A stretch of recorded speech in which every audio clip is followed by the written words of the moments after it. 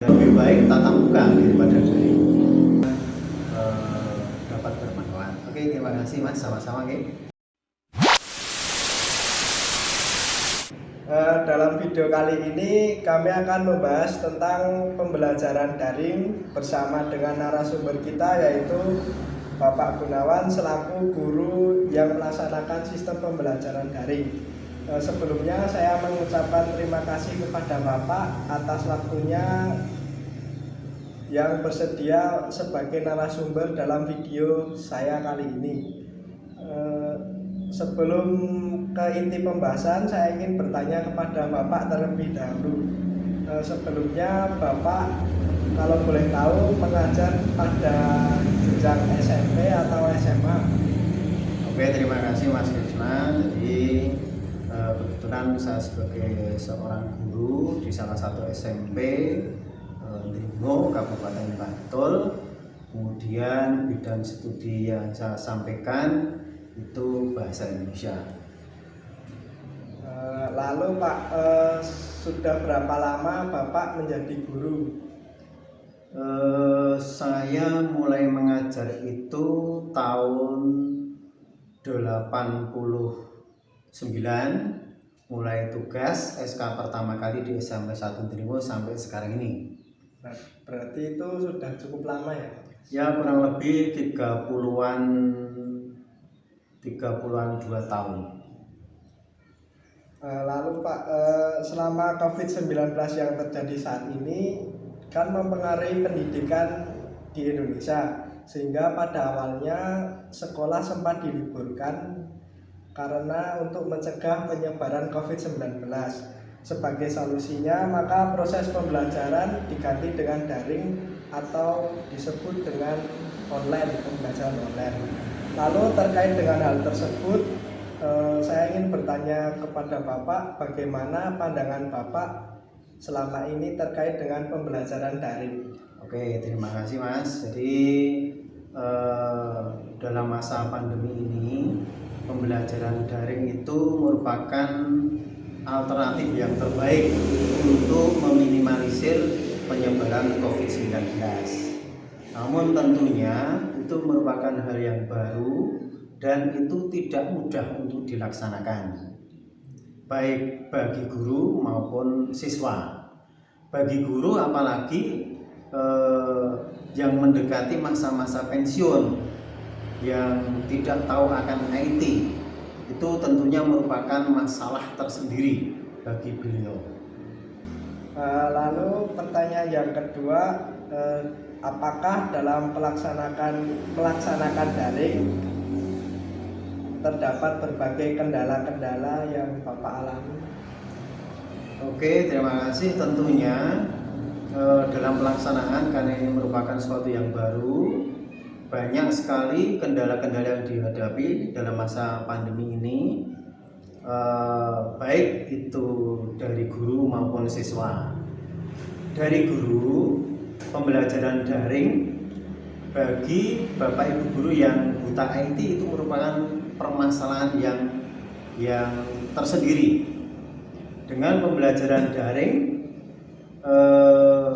tentunya banyak permasalahan yang muncul sehingga pembelajarannya tidak bisa berjalan dengan baik. Contoh, tugas-tugas yang disampaikan kepada siswa, Bapak Ibu guru susah untuk menagihnya. Kemudian pembelajaran dengan sistem daring itu banyak sekali kelemahannya. Oleh karena itu, kalau boleh Bapak membandingkan antara sistem daring dengan sistem tatap muka, itu jauh lebih baik tatap muka daripada daring. Kemudian dari sisi siswa, dengan pembelajaran sistem daring, tidak semua siswa terkadang mengikuti dengan berbagai alasan.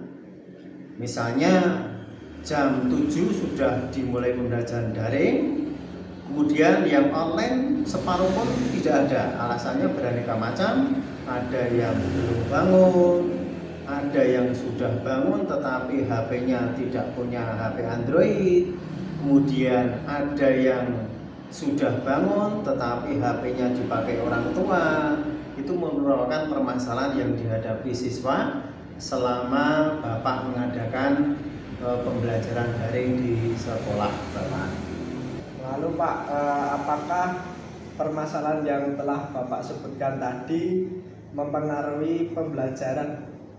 Oke, jadi sebelum masuk ke pengaruh pembelajaran dari segi siswa perlu saya tambahkan, karena di daerah Bapak itu keadaan geografisnya merupakan daerah pegunungan, maka sinyal pun banyak kendala yang dihadapi oleh siswa. Ada yang siswa jangkauan sinyalnya di rumah itu baik, ada siswa yang rumah jangkauan siswanya itu sama sekali tidak ada. Itu juga merupakan masalah.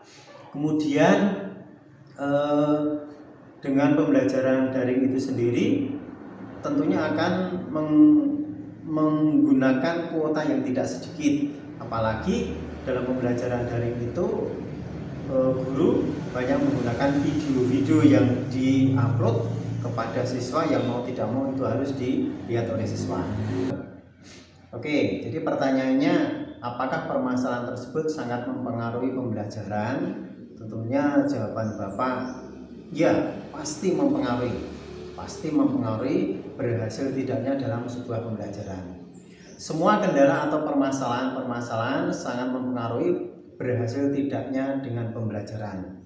Suatu contoh, pembelajaran sudah dimulai tetapi siswa belum bangun. Kemudian pembelajaran sudah dimulai, sinyal HP siswa belum tentu baik. Itu merupakan suatu permasalahan, ya, suatu permasalahan. Belum lagi perangkat yang dipergunakan oleh siswa itu sendiri, HP-nya itu apakah memadai ataupun tidak.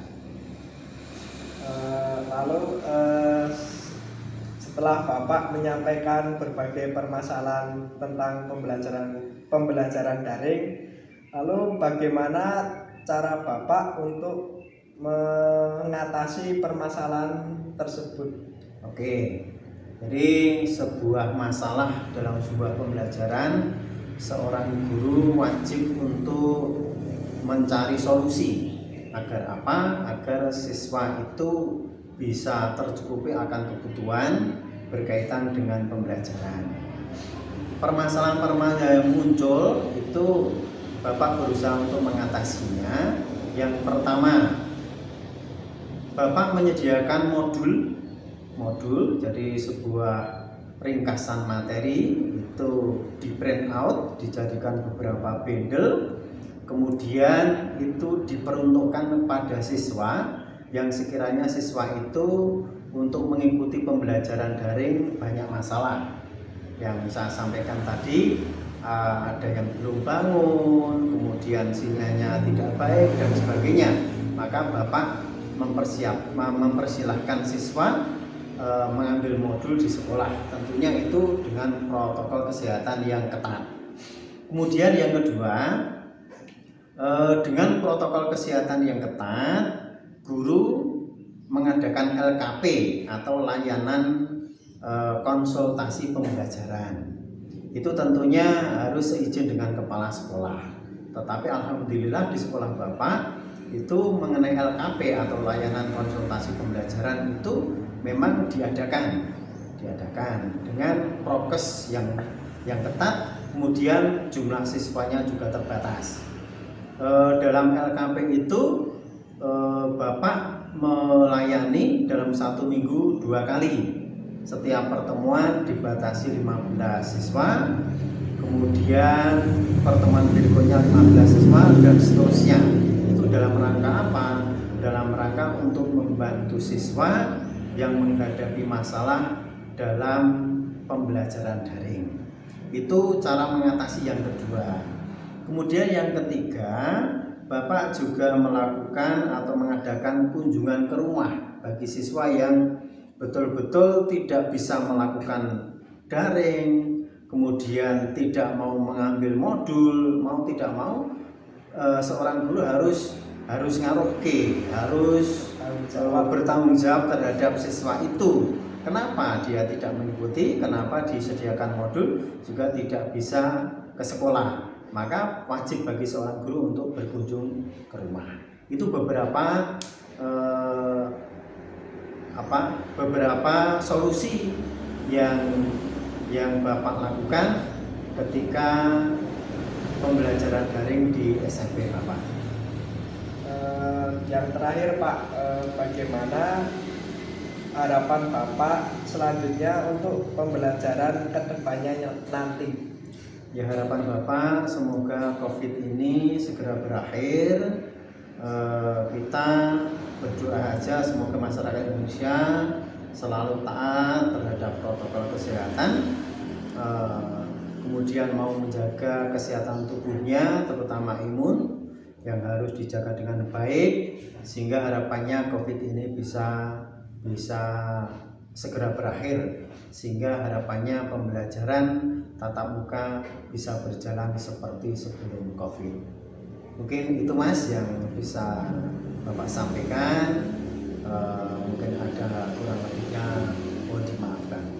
Pak, dari saya ucapkan terima kasih atas ketersediaan waktunya menjadi narasumber dalam video ini, dan semoga dalam video ini bermanfaat dan ada hal yang bermakna dalam video ini. Terima kasih.